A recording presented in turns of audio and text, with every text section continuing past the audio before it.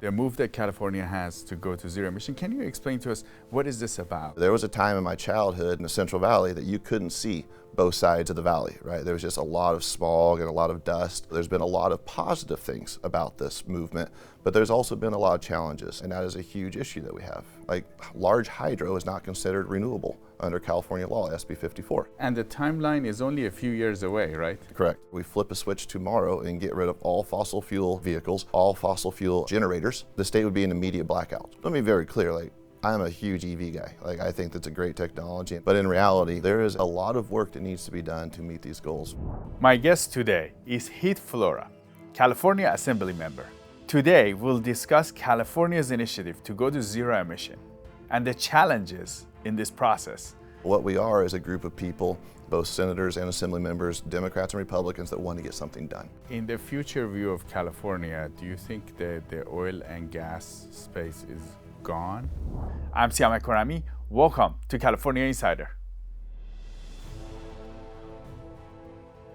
Heath, it's great to have you on. Welcome. No, it's great to be here. Thanks for the invitation. We want to talk to you about the move that California has to go to zero emission. Can you explain to us what is this about? For years, California has tried to lead the way when it comes to green technology, green energy, a green environment, a green economy. And we've really done a lot of amazing things. And really over probably the last decade, we put a lot of time and energy and money into really trying to get people out of fossil fuel burning cars and into electric vehicles. And with that, there's been a lot of growing pains. A lot of things have worked well. And then there's been quite a few things that have been a challenge for the state to kind of grapple with and deal with as we roll out this new green economy. I think for so many of us, I was born and raised in California. My family came here in the 20s.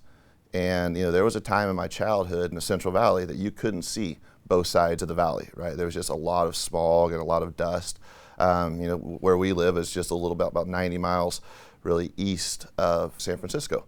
And so the prevailing winds kind of blew a lot of that smog and that dirty air into our area. But it was really tough to breathe at times. And so really in the last 20 years though, when we started moving into this electrification, the valley has really cleaned up its air quality. And so there's been a lot of positive things about this movement, but there's also been a lot of challenges. And I think we can certainly discuss those. But with every action, there's a reaction. And at times that reaction disproportionately hurts certain sectors of our society, whether it be low income or middle class folks, that may not have the money to buy an expensive electric vehicle, or there's the infrastructure.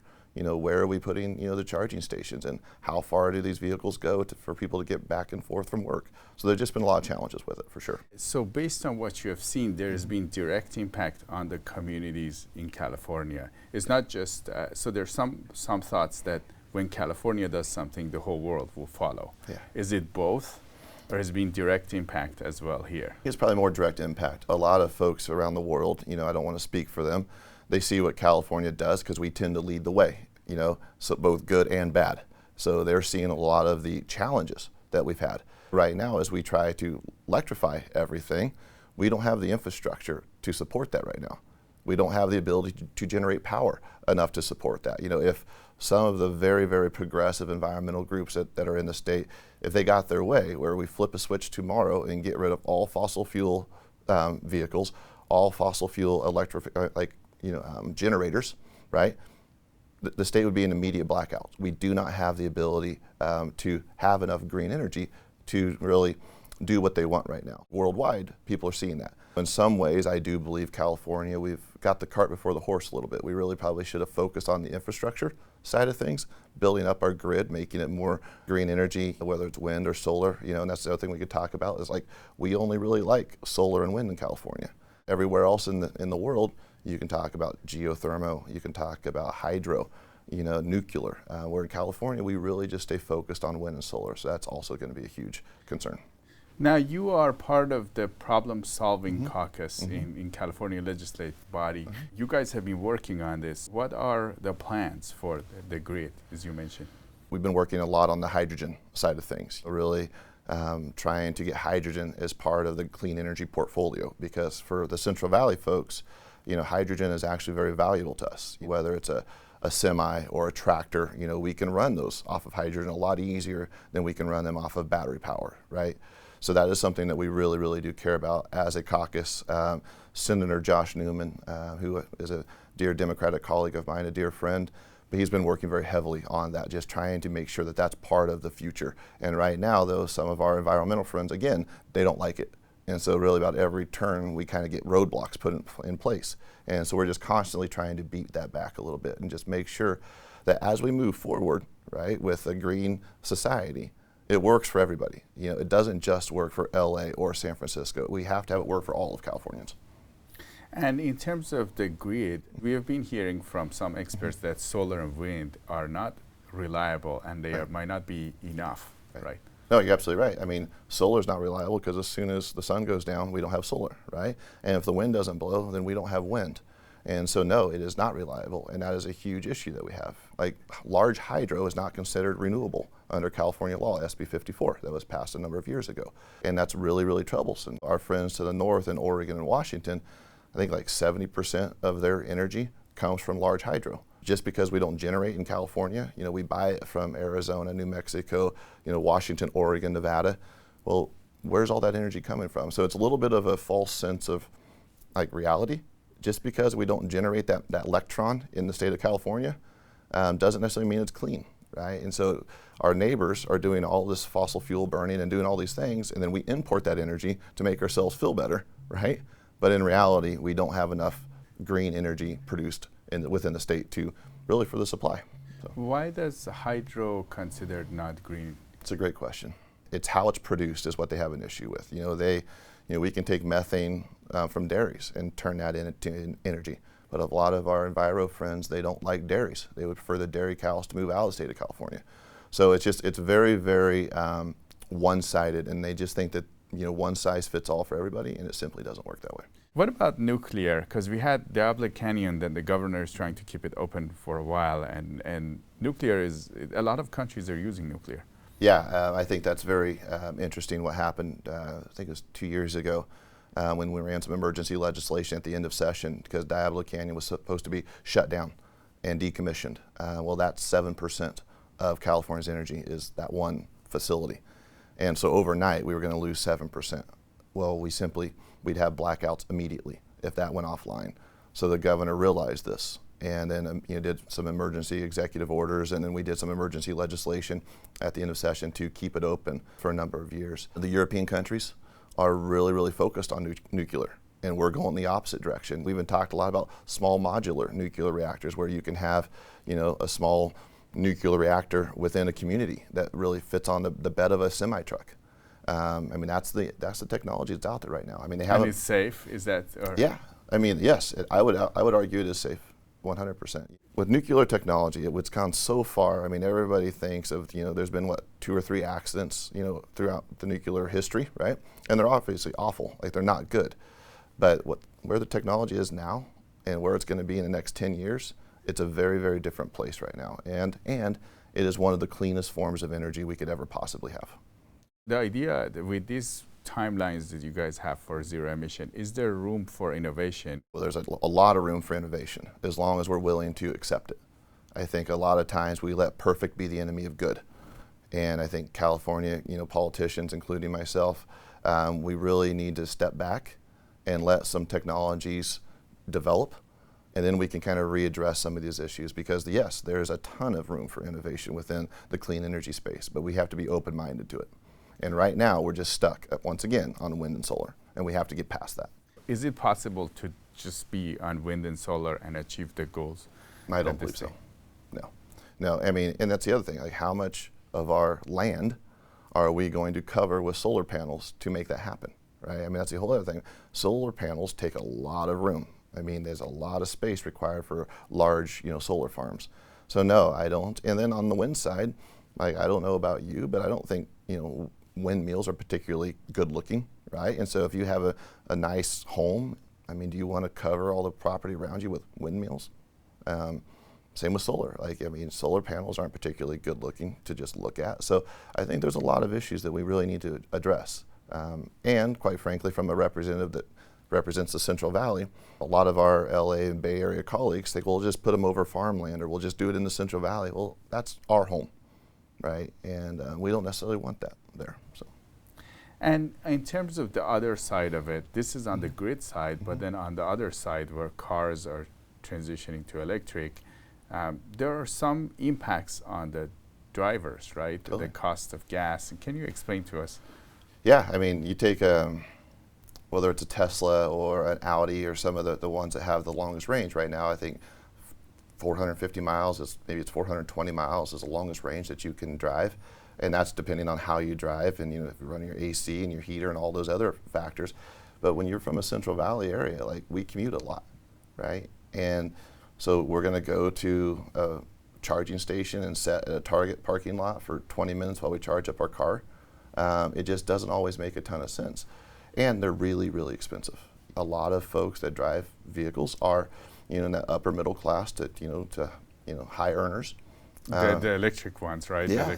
Yeah. But like the farm labor workers, my community, the folks that come and work in the orchards, you know, all of our family members that, you know, we consider them family to us. Like, no, they're not going to drive an electric vehicle. That's the last thing that they care about. You know, people right now, with the way that the economy is going, they just want to get to and from work, right? I mean, the cost of living is so high in California.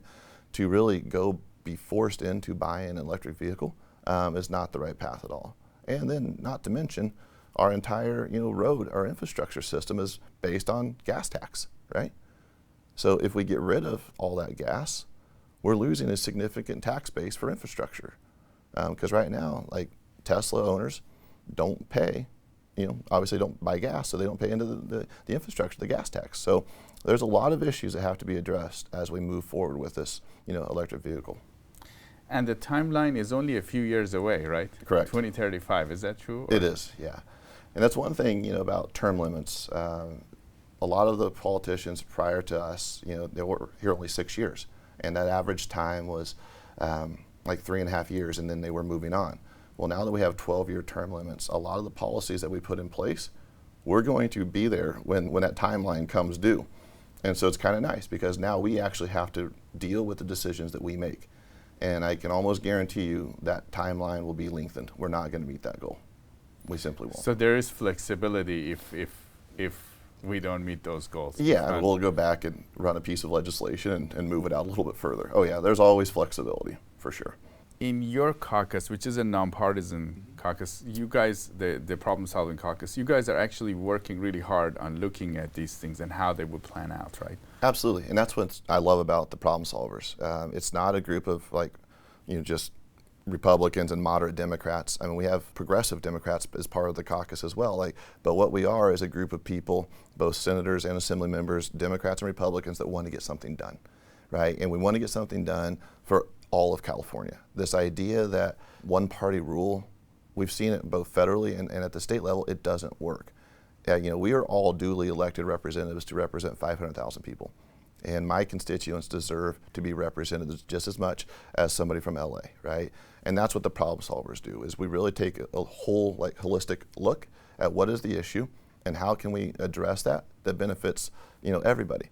There's an old labor quote that was on, you know, the former chairwoman of appropriations, and she's now the chairwoman of the California Labor Fed. But she had a quote on her offices, like, doing the most for the most amount of people. Right? And I really do think that that's a great quote to live by. You know, like, as we make legislation, as we pass laws, like, we really need to look at what are we doing for the most amount of people. It's kind of, there are big goals, right? And somebody has to figure it out. Who is that? Is it the private industry or is it the legislature? When I got elected in 2016, out of 80 of us in the assembly, there was only 17 of us that had held private sector jobs. So very few of my colleagues, both Democrat and Republican, understand what it's like to actually run a business in the state of California. So we don't want the legislators to be the one to figure it out. What I would far prefer is we set the goals. Okay, we want to meet whatever those goals may be, and then step back as government and let the private sector do their job. Give them the tools to be successful. Give them the ability, whether it's tax credits, you know, whatever it may be, right? Make California a state that really, like, shows that we enjoy innovation, that we want businesses to stay here and to develop in, you know, all of these new technologies to meet the goals that we set. So I certainly believe that California definitely struggles with that a little bit. Like, we overtax our business community and we kind of force them out of the state. But if we would actually embrace them, the private sector will do wonderful things and meet those goals for sure. So essentially the idea is you guys will set the goals and then maybe provide some opportunity grants or some sort of, and you guys are doing some grants, right, for the zero emission? Yes and no. Yes and no. I mean, this year right now in the governor's budget, we repealed the research and development, the R&D tax credit. We took that away from businesses this year, right? And so that's a huge issue that we obviously fought very hard about, and we certainly don't like it. But that's what I mean, where a lot of times we set all these goals, and then we handcuff the private sector from doing their job. And so then we wonder, well, why haven't we met these goals? And it's like, well, we haven't created enough incentives for people to actually go do that and to stay in California. So we sort of chase our tails on some of these issues for sure. Do you think there's a trust issue between businesses and California government? And do you think this is solvable? Oh, yes, there's an absolute trust issue for sure. And it's absolutely solvable. I mean, it's not hard. It is not a complicated thing to really open up the doors, open up the free market again, and allow innovation to thrive. But when you continue to drive up taxes for people that can just go 120 miles east of us into a different state, like, why would they stay here? And that's the frustration that a lot of us have, both Democrat and Republican, I mind you, is this is not a partisan issue. We right now need to step back and really create a state that is business friendly again, because in the last really 10 years that I've been involved in politics, we've done everything to hurt business community, as opposed, in my opinion, doing the opposite and doing everything we can to support them.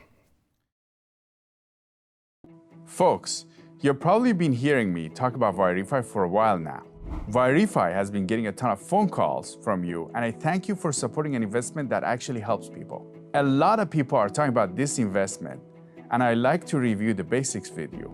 First off, yes, it's true. You can earn up to 10.25% fixed rate of return that's not correlated to the stock market or to the Fed. You can turn your income on or off, compounded, whatever you choose, and there are absolutely no fees. There are no restrictions on your principal if you ever need your money back, and you'll get your monthly statement with no surprises. If you are not sure if you can trust this economy, this secure collateralized portfolio may be a very good option for you. Just go to investyrify.com.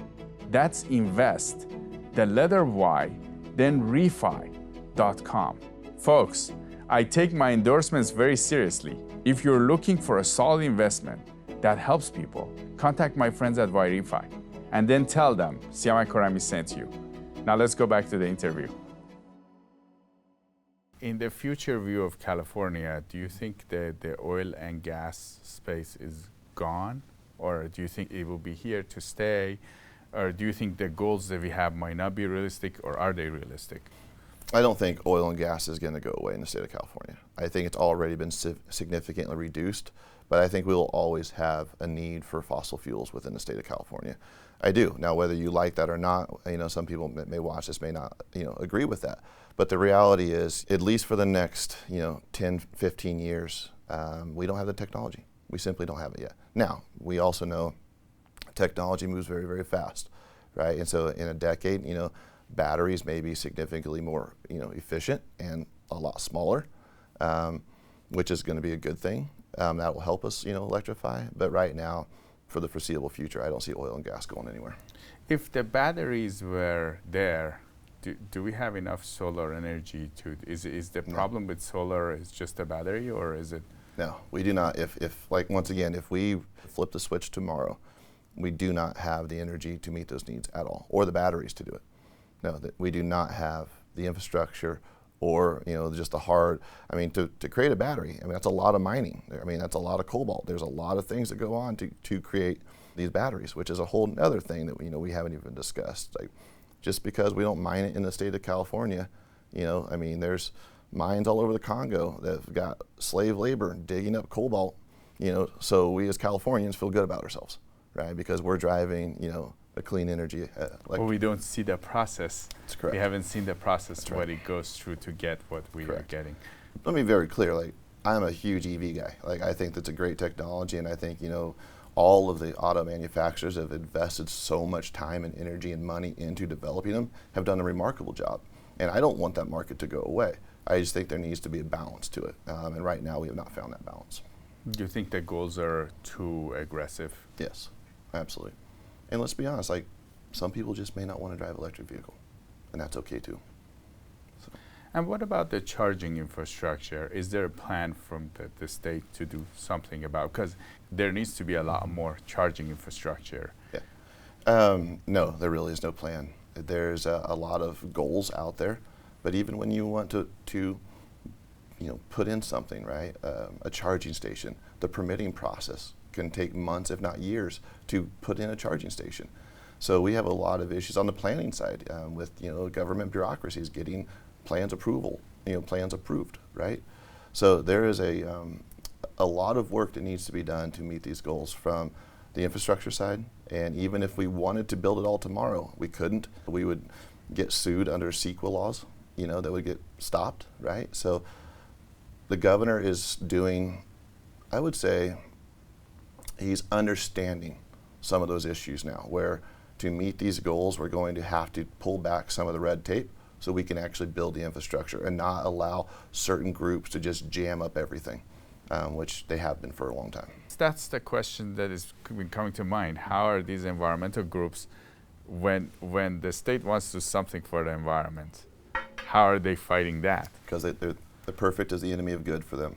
They only see it in their way. And it's so frustrating. Again, I've been on Natural Resources Committee for a very long time. And you look back through the wildfire history, okay? We know that there's three things that sustain fire. It's oxygen, it's ignition, and it's fuel, right?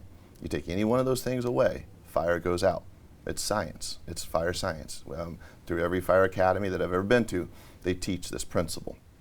You literally have environmental groups coming and testifying in committee saying that there is no proof that a reduction in fuel reduces fire spread and fire behavior, right? Which is just absolutely mind-numbing to me that they can say this. But they are so deep into their ideology that sometimes it gets away of just thoughtful thoughts. And that's one thing we really do struggle with in the state of California. There's a lot of groups out there that they're just so focused on their ideology that they can't see the forest through the trees. And now, does that impact you guys' decision-making in the legislative body? Totally. Absolutely. Not so much mine, personally, right? But no, when you set a Natural Resources Committee that I've been on for a long time now as well, absolutely. They come in and they testify in opposition to all of these different bills. And, there's environmental groups for everything. And you have no idea who they are. I mean, it could be one person or it could be 100 people. But they will absolutely come in opposition. And yeah, it means a lot to my Democratic colleagues when they hear environmental groups opposing a piece of legislation. They take that very, very serious, for sure. It definitely has an impact. Based on you and your colleagues, your work at the Problem Solving Caucus, where do you see the zero emission? When should it be? And have you guys thought about what it will look like? What will the state look like? Yeah, time frame. Yeah, no, we haven't talked about it. There's no time frame, and we don't actually think there should be a time frame. Or, just me personally, like when the technology is there, then we'll be ready to go. But until then, it's going to be a net negative for a lot of the communities, and that's one thing we don't want. So we would prefer to let the technology and infrastructure catch up before we start putting any timelines on anything. You mentioned that sometimes some of these policies have been hurting the lower class, middle class Californians. Can you explain to us how? When you take a vehicle that you've been driving for a long time, right? And all of a sudden that vehicle, you can't get smogged anymore, or you can't, repair it, and you're kind of being forced into buying a new vehicle, okay? Like, that's obviously a huge cost to people. And then on top of that, as we build out infrastructure, right? There is a tremendous cost to that, which gets passed down to the ratepayers. So as whatever utility you're in, as they're building out, they're forced to do all these things, right? And then that cost gets put on the ratepayer. Well, then now your cost of energy has gone up just in your day-to-day life. Once again, we've talked about for every action there's a reaction, and a lot of our colleagues that live in some of the more urban settings, they don't quite understand that trickle-down effect to the rural communities is huge, because we feel that a lot. And once again, I'm a Central Valley guy. Well, on the coast, you don't necessarily run your AC a lot, right? Well, in the Central Valley, Yeah. I mean, we've had a week of 100+ degrees. Well, our AC is running constantly. So your electricity bills is going to be a It's lot huge. higher. And so if your rates continue to go up and you continue to have high usage because it's so hot, then that really, really hurts us disproportionately more than some of our coastal friends. This is a topic that you're passionate about. How did you get involved with this and why? A good friend of mine was Senator Anthony Cannella from the Central Valley. And if you would have told me a decade ago that I'd be in politics, I'd said you're out of your mind. My family's in agriculture. I was a firefighter, went to medic school, and I thought that's what I was going to do. And then did a lot of international sales for the family business. But then once we got involved with politics, we realized very quickly that we're not really being represented very well as a Central Valley. We just didn't have the numbers of our issues. We've said it a lot. I have a lot of my Democratic colleagues that represent the Central Valley. They're great, and we all agree on pretty much everything because our issues aren't partisan, they're regional. The problem is, though, we haven't done This is a very different region than some other parts of California. Well, yeah, if we all represent 500,000 people, right? Well, where's most of the population at? It's in San Francisco, LA area, right? So they have a lot more of our colleagues that represent them, right? So they have a lot more votes. Those of us in the Central Valley are like, hey, wait a minute, what about us, right? And so we have spent a lot of time, since I've been elected, trying to educate our colleagues on why our issues are important and why, this one piece of legislation may have an adverse effect on my region. And so it's something in the last 8 years we've really, really focused on. And, a dear colleague of mine, she's no longer in the building, but Assemblywoman Autumn Burke, she's from LA. She did, 100+ ag tours over the time that she was in the legislature, really trying to learn, about the Central Valley and what it means to be a farmer in the state of California. And she was tremendously helpful on so many issues, really working with us and trying to make sure that legislation, whatever it may be, wasn't going to be harmful to our communities as well. So that's kind of one of the upsides of being from the Central Valley is we've really spent a lot of time educating our colleagues. And it's been fun. And you guys bring a lot of value to the state in terms of agriculture and energy, right? Absolutely. I mean, not only to the state of California, but to the world. California is by far the breadbasket of the world. Nowhere else. It's one thing in my previous life, I did a lot of the international sales. And so it was all ag related, right? And so we went to the growing regions of pretty much every continent. And nobody has the dirt that we do, the soil that we do, the water that we do, and really the laws that protect consumers, whether it's from pesticides and all the different sprays, applications that we use. We have by far the cleanest, safest food of anywhere in the world. And so it's something, we're very, very passionate about. And that's why when we start talking again about solar, no, I don't really want people to take ag land and put solar panels on top of it. That just doesn't make sense because we have to have that dirt to grow products that feed the world. Do you think it's possible to not use the ag land and put the solar in other parts of the state, or is it going to compete with agricultural land? It is possible, but then again, there's certain areas that are going to be better for solar than others, and a lot of times, a lot of those areas are ag land. Now there is some folks that are working, just a little bit north of us from where we're sitting now, just over the Grapevine in Westland's Water District, where if you have fallowed ground because you don't have the water to farm it anymore, they're working with those farmers to put solar panels on top of that for energy. So they are doing some of those projects, which I absolutely support. But when it comes to fertile farmland, no, I don't think it's smart at all to cover that with solar panels. What is the solution? You're part of the Problem Solving Caucus, and you guys have been working on these issues. What's the best way of handling this transmission to zero emission? Yeah, I mean, if I was the governor, and I could just snap my fingers, I think there's a couple things that we could do. I think first of all, we have to relook at what we view as renewable energy. We talked previously, pretty much everywhere else in the world, views nuclear, hydro, geothermal, wind, solar, among a few others, as renewable energy. Within the state of California, we only view wind and solar. And so that is a huge issue. So first thing I would do is make sure that we actually accept all renewable energies, right? I think that would go a long way to start solving our issues. Second thing I would do is we'd have to build out our infrastructure. Until we have the power plants and the grid to support this massive shift of energy into electrification, we're going to be in big trouble. We do not have the infrastructure to do that. And then I would just turn it over, the free market loose. Set those goals, make sure that we have goals that are attainable, and then allow and create a business climate within the state to develop those new technologies needed to meet those goals within the state of California. And so I think those would be the three things that if I had my way tomorrow, those would be what I'd focus on. And your family, you guys have come in the 20s, you mentioned. You've come in the 20s to California. Can you tell us more about them? Yeah, so my great-grandparents came from North Dakota in the 20s and west side of Modesto and started farming there, and then we've all stayed. And there's about 3 generations now that live in the state of California, all within the Modesto area. We really haven't traveled too far from that. My dad in really the 70s started farming in Stanislaus County, then all the way into Bakersfield, primarily in the almond industry.